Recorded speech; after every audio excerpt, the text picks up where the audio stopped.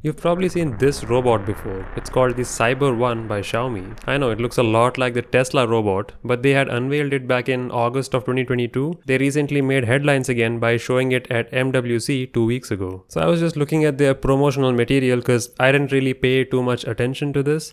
And I was thinking, what exactly is their target demographic? Because I think the idea with these robots is that I guess one day they can be a reliable assistant to human beings, physical assistant, just like how we have virtual assistants. Because these aren't very fast or strong, and I think that's by design to keep people at ease, that these robots can't chase you and then, hurt you in some way. This one from Xiaomi weighs around 50 kilograms and is like 5'8", so it's not super tall, and based on how it moves around, it's pretty slow at walking. It's not as fast or as elegant as the BostonDynamics robots. Well, BostonDynamics have been doing it for a much longer time, so they can do some pretty ridiculous things. And well, speaking of BostonDynamics, Xiaomi has a affordable alternative to Spot. They're calling it the CyberDog, I think. It can be controlled with a handful of smartphones, and they're planning to sell like 1,000 of these. I know that's not a huge number given Xiaomi's other sales, but they might be trying to market this as a affordable alternative where people can practice robotics.